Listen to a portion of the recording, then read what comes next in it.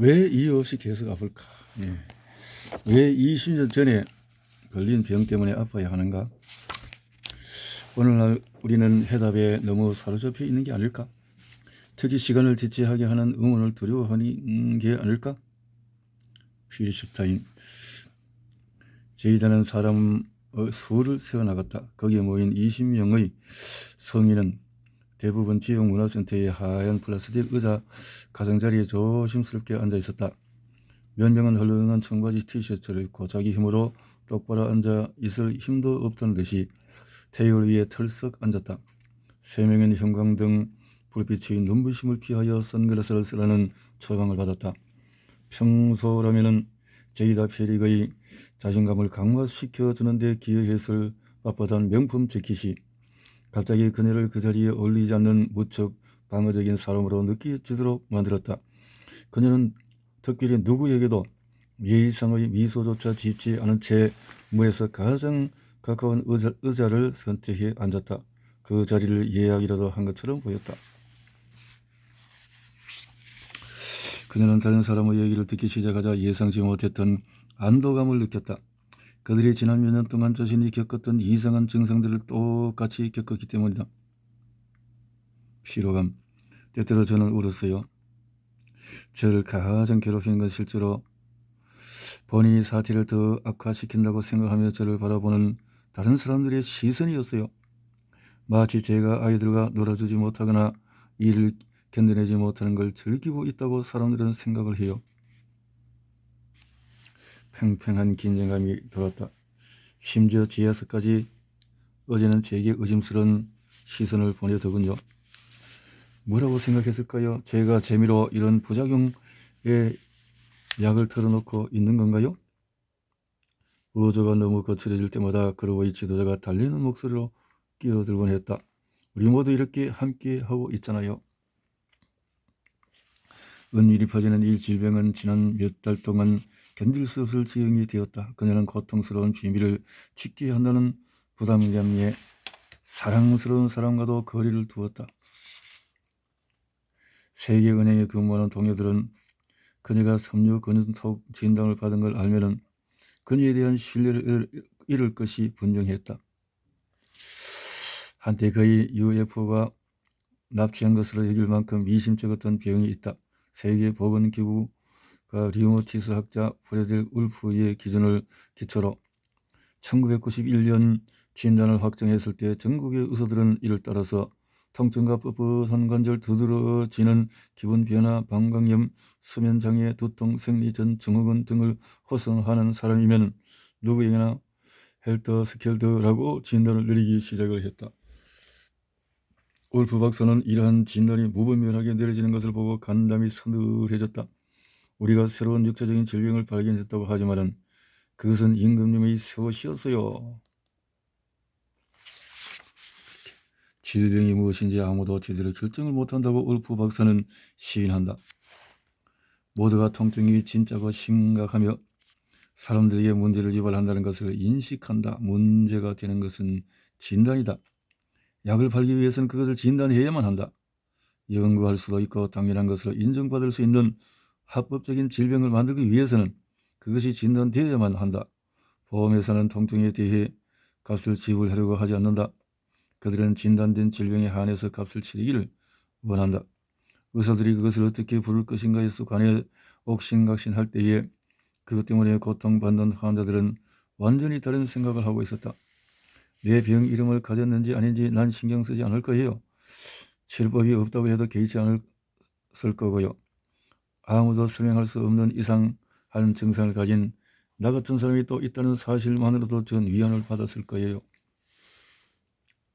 전 다른 사람들도 있다는 것을 보고 위안을 받았다.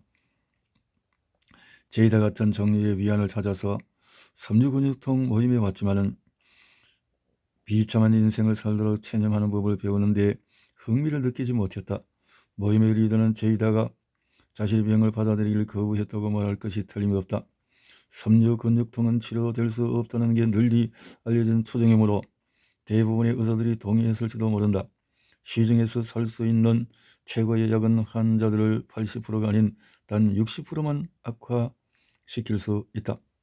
제이다가 발견했던 것처럼 좋은 의도를 가진 협력단체마저 전문가의 도움과 해답을 공유하기 위한 것이 아니라 사람들이 결코 다시는 건강해질 수 없다는 사실을 직면하는 데 도움을 주려는 것이었다. 참 현실은 서글펐다 이 말이죠. 무책임한 처방, 무책임한 처방약. 섬유근육통에 있어서 진단보다 더 불확실한 유일한 것이 있다면 치료법이었다.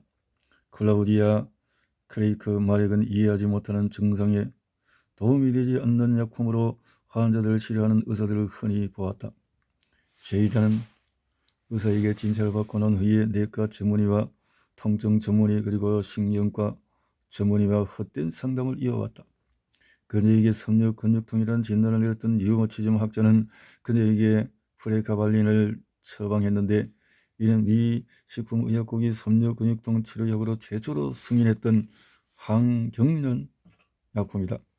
약품 자체가 심각한 부작용을 갖고 있기에 모든 의사들이 기꺼이 처방전으로 쓰려고 하지는 않는다. 허리 단시야, 혼란, 뜻하지 않은 출혈, 근육통, 심각한 알레르기, 반응, 극심한 현기증, 호흡곤란, 자살衝動, 발작을 일으킬 수가 있다. 제이다는 그것을 복용한 이래로 비실거렸다. 자신의 어떤 증상들이 질병으로 인한 것이고 어떤 증상들이 약으로 인한 것인지 헷갈릴 수밖에 없었다. 세계은행에서 그녀는 회원국들의 은행가들과 소통하기 위해서 몇 가지 다른 언어를 사용해야 하는 경우가 자주 있었다. 그녀는 아프리카에서 영어와 반토족어 말을 하면서 자랐지만은 경력 개선을 위해서 배운 프랑스어와 독일어에 유창해진 것은 최근이었다. 그런데 그녀가 프레가발린을 복용하기 시작하면서 말을 생각해내려고 애쓰는 자신을 종종 발견하곤 했다. 약의 부작용일까 아니면 섬유근육통 때문일까? 탈진 하나만 지속적인 부담이었다. 그녀는 심신을 진정시키고 원기를 회복시키는 잠을 간절히 원했지만 밤마다 6시간도 안 되어서 뒤척이면서 깨고는 했다. 심지어 한밤중에도 팔다리의 통증은 결코 사라지지 않았다. 결근을 하는 건 드문 일이었지만 매일 아침 모든 세포에 극심한 통증을 가득 채운 채 일어나 아무 용기나 희망도 없이 방을 나서는 것이 점점 흔한 일이 되고 있었다. 이 같은 나날이 이어지면 아마도 통증을 숨기면서 계속 버티자는 생각이 들지 않을 수도 있었다. 그녀는 보살핌도 받지 못했다. 기어가듯이 천천히 흐르는 시간 속에서 그녀가 할 수 있는 일이라곤 위험한 비참함이 어서 지나가기를 기다리는 것뿐이었다. 해마다 상태가 악화되면서 제이다의 불안은 깊고 은밀한 절망으로 이어졌다. 서서히 빠져나가는 생명력을 바라보면서 전에는 결코 알지 못했던 엄청난 정서적인 황폐함을 느꼈다. 의사는 우울증 치료를 위해서 세로토닌 노르산발타를 처방했다. 그녀는 마침내 전체 통증의 40%가량이 진정되고 우울증도 나아지기 시작했다. 여전히 통증이 있었다. 두통과 편두통은 줄어들었지만 가민성 대장 증후군은 그대로였다. 통증이 너무 심한 날에는 침대에서 일어나지도 못했다. 제이다와의 만남. 이렇게 해서 만나게 되는데 제이다가 캐플런 클리닉에 관리에 들었을 때 그녀의 사무실 안팎을 쑤시며 예상대로 그들만의 짐작을 기초로 그럴듯하게 진단을 내리는 다른 의사들과 달리 필요하다면 내가 그녀의 복잡한 질병 상태에 대해서 기꺼이 논의할 것이라는 점에 끌렸다고 한다. 아무리 여러 의사를 거치고 훌륭한 의학 과정이 별 무소용인 만성 질병을 가진 환자라고 해도 정확한 진단을 내려서 그들의 특정한 요구에 맞는 포괄적인 치료 전략을 고안하고 기꺼이 생활 습관을 바꾸고 약을 복용하고 치료를 확실히 받고 회복되기 위해 해야 하는 것은 무엇인 한다면 가장 빠른 회복이 가능할 것이다. 그들은 보다 완전하게 질병에서 회복될 뿐 아니라 수술 없이 전통적인 약물 치료보다도 부작용도 훨씬 덜하고 약도 덜 먹으면서 완전한 회복을 이룰 가능성도 증가할 것이다. 어떤 것들은 효과가 있고 또 어떤 것들은 효과가 없는지 이해하려고 시도하면서 나는 지나간 치료에 대해서 상세히 물어보며 수수께끼를 조합할 수 있었다.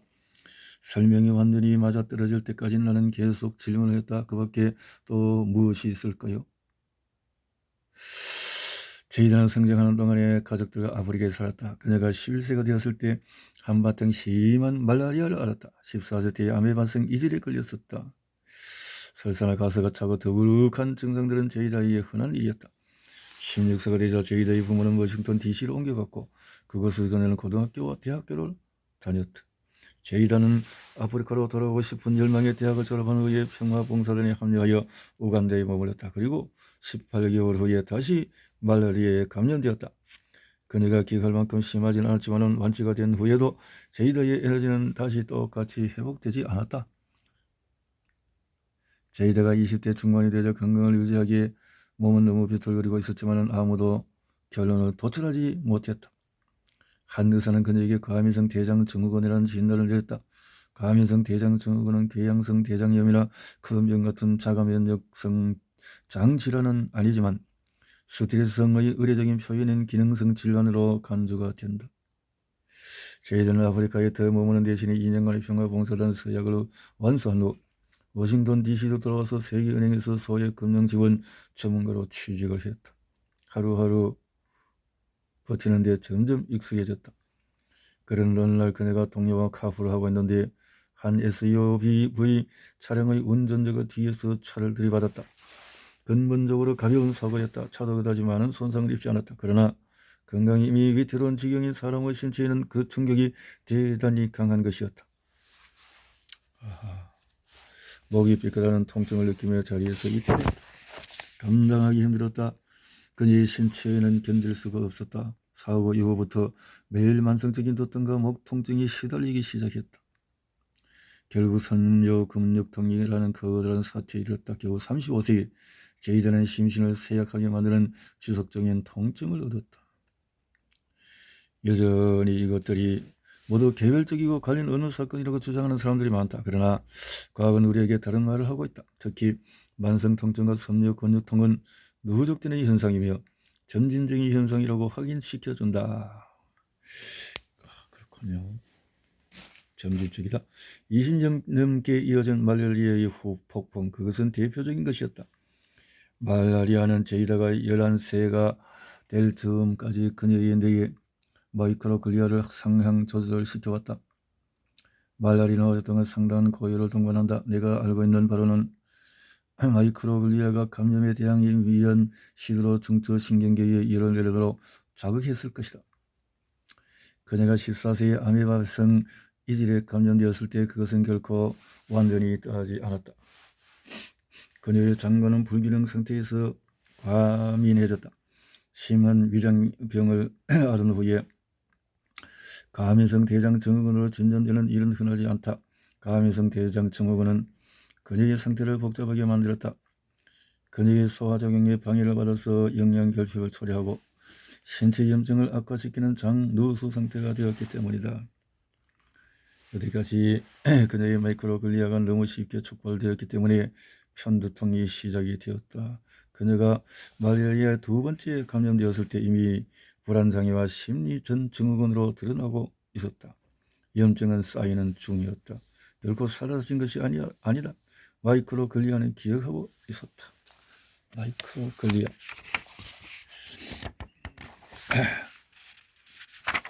계속해서 쌓이는 데이터 같은 거 비슷하게 이렇게 마이크로글리아, 그 외상의 섬유근육통이라고 알려진 기이한 전신 통증으로 그녀를 밀어넣는 마지막 한 방이 되었을 뿐이다. 제이다가 빵 한 조각을 먹거나 글루텐 성분이든 비타민을 섭취한다거나 어떻게든 간접적으로 글루텐에 자신이 노출될 때마다 그녀의 마이크로글리아는 급격한 염증 반응을 보였다. 그녀가 그토록 많은 증상을 가지고 있던 것이 당연하다. 그녀의 신체는 실제로 격렬한 증상들을 하나씩 내비치면서 메시지를 전달하고자 비명을 질러대고 있었지만 마이크로글리아와의 연관성을 파악하지 못했던 우리는 그것을 해석할 수 없었던 것이다. 이렇게 모르는 복잡한 통증 질환을 갖고 있었다. 인체는 복잡성으로 우울되는 생태계다. 흩어진 많은 요소들의 연관성을 찾아서 미진한 부분을 연결하기 위해서 몸 전체를 들여다봐야 한다. 사실 신체의 아름다운 복잡함은 우리가 번성할 수 있는 이유이기도 하다. 다양한 삶에서 두 번의 말라리아를 앓은 사람들이 모두 편두통이 되는 것은 아니다. 교통사고를 당하거나 아메바성 이지를 앓은 많은 사람들이 무사히 회복되었다. 다 같은 건 아니다. 마리언 드리더 대학 연구원들에 의해서 2011년 진행된 환상적인 연구의 결과는 모든 다소보 생물은 하나의 생태계라고 지적을 했다. 하나의 생태계. 우리 몸은 그렇다는 거죠. 게다가 소변은 몸 전체의 세포보다도 훨씬 많다. 그 마이크로바이옴, DNA 조절을 돕는데도 필수적인 것이다. 우리가 살고 있는 행성의 생태계와 마찬가지로 신체 생태계에 있는 모든 존재 역시 끊임없이 변하고 있다. 역동적으로 살아있는 복잡하게 한 시스템에 뭔가가 잘못되기 시작하면 어떻게 그 해결책이라는 것이 하나의 알약, 단일한 치료, 단 한 번의 비법이 될 수 있겠는가? 의사들은 인체의 우울한 복잡성에 직면했을 때 간단한 접근 방식을 취하기 위해서 불가사의하게도 다음과 같은 경향을 갖게 되었다. 진단이 나왔습니다. 약은 이겁니다. 문제를 한 가지로 뚜렷이 좁힐 수 있는 급성 외상 같은 경우에는 이런 경향이 효과가 좋다. 무릎이 까졌을 때 반창고가 제격이다. 그러나 우리는 의사로서 마치 딱 맞는 약이 있다고 말하고 싶은 열망에 우리를 문제의 핵심에 다다르게 할 수 있는 바로 그 증상들을 감출 수도 있다. 미묘한 차이를 알아차리려면 환자가 기억할 수 있는 모든 것을 그들이 상관하는 얘기라고 생각하든 아니건 모두 경청하는 것이 좋다. 나는 최근에 변비, 근경련, 알레르기 발작, 피로감을 겪는 환자를 만났다. 그는 새로운 의사에 갈 때마다 새로운 약을 받았다. 그는 칼리틴, 싱글레어, 프로나즌 등등등등등 청량증 처방약을 스테로이드 흡입제를 복용하고 있었다. 그를 가장 괴롭혔던 많은 증상들이 이 모든 약들의 부작용이었다. 이런 약들은 모두 뿌리가 아닌 하나의 가지와 잎들을 치료하고 있을 뿐 근본적인 문제에 대한 치료는 한 번도 이루어지지 않았다. 소화기 회복이 문제다. 내 견해로는 제이더의 모든 증상은 주제별로 너무나 다양했다. 마이크로글리아를 촉발하는 복수의 생리학적인 공격이 있었다. 우리는 그것들 사이에 확실한 연관성이 일단은 추정하에 이들을 다룰 필요가 있다. 마이크로글리아. 조디가 내 팀에서 떨어져 나간 이런 나는 그녀가 제이다의 불안을 다루기 위한 도구를 제이다에게 주기 위해서 강력한 인지행동 기술과 EMDR을 사용하고 있다는 것을 알고 있었다.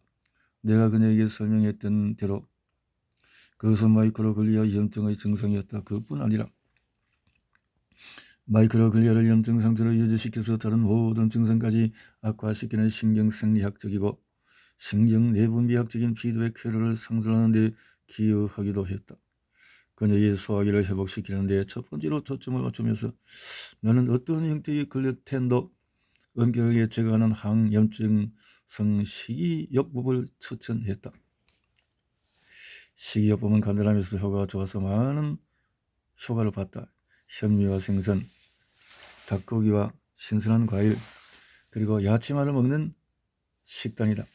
이 식단은 여러 알레르기 유발 항원과 식품 감염증을 제거하고 환자들에게 몇 달 동안 깨끗한 상태를 제공함으로써 염증을 가라앉히는 데 도움이 된다.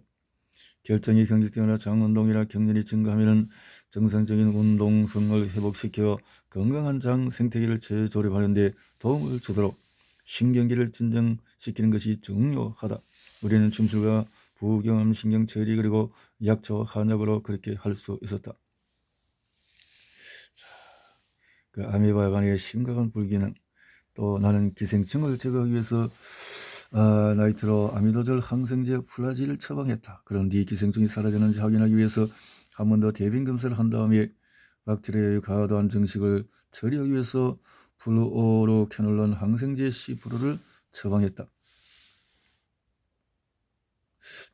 과도한 우리는 환자들에게 항생제를 처방하는 과정에서 그들에게 젖상균, 스트레토코커스, 테모필러스, 비피도스균, 사카라마이세스, 보울라디 등 살아있는 활생균을 조합한 세라바이오틱 컴플리트를 특별 공급했다. 이런 연구 결과 살아있는 활생균은 좀 더 심각한 장내 박테리아 감염, 특히 매우 심각한 설사병을 유발하지만 발견도 제거도 힘든 클로스트리디움 디피실균을 예방할 수 있다는 것을 보여준다. 따라서 우리는 항생제를 사용할 때마다 그것을 예방하는 데 더 대 신경 쓴다. 항생제는 기생충과 박테리아를 제거하는 데 필수적이다. 반면에 우리 소화기가 제 기능을 하도록 해주는 미생물, 즉 장내에 자연 공생하는 박테리아의 많은 문제를 처리하기도 한다. 이런 것들 많은 문제를 처리한다. 부작용이 있다 이 말이죠. 따라서 장봉합을 돕기 위해 살아있는 활성균을 매일 복용량을 처방했다. 제이다의 경우 우리는 그녀에게 활성균이 부족하다는 것을 확실히 알고 있었으므로 장에 필수적인 박테리아를 다시 서식하도록 만드는 것이 훨씬 중요했다. 자, 이렇게 제대로 처방이 되어지기 시작했다라는 건데요. 마그네슘 정맥주사, 또 제이다의 가면성 대장증후군, 편두통, 생리전 증후군, 근육통, 수면장애가 있는 것을 봐 나는 그녀가 분명 마그네슘 결핍 역시 앓고 있을 거라고 생각했다. 그래서 마그네슘, 그것은 300개 이상의 생화학적 반응에서 중심을 이룬다. 신경과 근육 기능을 건강하게 유지시키면서 면역 체계를 지탱한다. 환자가 장누수를 앓고 있다면 영양소를 흡수하는 장 능력에 곧바로 영향을 끼친다. 그래서 농무성에 따르면 57%의 미국인이 하루에 80mg의 훨씬 못 미치는 마그네슘을 섭취한다고 한다. 80mg은 식단을 통한 마그네슘의 1일 권장량이다. 마그네슘의 가장 풍부한 식품은 잎채소, 말린 살구, 아보카도, 현미, 밀기울, 아몬드, 캐슈, 대두, 그리고 바나나인데 모든 사람들이 매일 먹는 음식은 아니다. 마그네슘은 신경세포와 글루타민 산염 수용체이기도 한 수용체를 기억력과 관련된 신경전달 물질, 수용체가 열리면 체내에서 가장 풍부한 신경전달 물질인 흥분성 신경전달 물질인 글루타민이 세포로 들어가 속도를 올려서 뉴런이 과도한 반응을 보이도록 만든다. 그래서 마그네슘과 글루타민 산염이 많으면 통증이 지속될 것이다. 마그네슘으로 그 과정에 대응하면 수용체를 동렬시키는 효과를 잠잠하게 만들 수 있다. 마그네슘. 나는 그녀가 마그네슘 결핍 아닐까 싶어서 우리 연구실에서 검사를 주문했다. 마그네슘을 입으로 복용하면 소화불량과 설사를 일으킬 수 있지만 마그네슘 알약을 복용해서 생기는 주요 문제는 약물의 생화학적 이용 가능성이다. 우리가 클리닉에서 경구용 마그네슘 보충제로부터 원했던 결과를 얻지 못했던 초기에 우리는 마그네슘을 정맥주사로 투여하기 시작했다. 정맥주사. 검사 결과 제이다의 마그네슘 결핍이 명백해졌다. 마그네슘. 이렇게 마그네슘 검사에서 정맥주사로 해서 이렇게 도움을 주게 되었다는 것이고, 의학연구소의 연구 결과 어디까지 믿을 수 있을까? 어디까지? 미국 전역에 20만 개 이상의 연구소들이 적어도 1000가지의 실험 검사를 실행하기 위해서 미 보건사회복지부의 공인을 받았다. 정확도, 정밀도, 민감도와 특수성은 의학 문헌에서 발견되는 연구를 기초로 하는 비교적인 상대적인 평가이기 때문에 신뢰가 덜해 보인다. 신뢰 문제. 2008년 1월로 문제를 인식한 질병관리본부는 연구소 약물을 감시하고 최상의 실행에 대한 정보를 전파하기 위해 관리기관을 추천해 왔다. 관리기관. 연구 결과가 환자의 비타민 D 수치가 정상 범위 아래라고 지적한다고 가정하자 그 범위란 무엇일까? 의문을 품지 않는 한 말해주지 않는다. 연구소는 그런 숫자를 어디서 얻었을까? 피험자들은 누구였을까? 얼마나 많은 피험자들을 대상으로 했을까? 이런 기준들은 어떤 추정을 기초로 할까? 추정. 예를 들어서 HIV 항체를 감별하기 위해서 검사는 66% 이상 정확하지만은 보정되려면 감염된 후 6주가 지나야 된다. 우리가 이런 결과를 기초로 사람들을 치료하면은 그들이 나을까? 자, 이렇게 질문을 두고 연구소를 사용하기 전에 내 팀과 나는 연구소 소장들과 앉아서 그들이 우리가 사용하려 한 계획의 모든 검사를 위한 소치를 어떻게 내놓을 것인지를 질문을 했다. 의사로서의 나는 그들이 어디서 피험자들을 구하는지 알아야 할 의무가 있다. 피험자. 그래 뜨거운 논쟁 속에서 당시에 적당한 비타민 D 섭취량으로 간주되었던 수치는 사실 심각하게 결핍된 수준이었다. 당시에 그 비타민 D라는 것이 그리고 내 지역 영수는 아직도 비타민 B12 수치가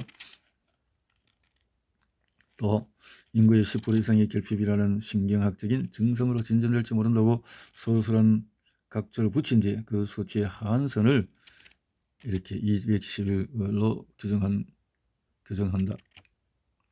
이런 것들.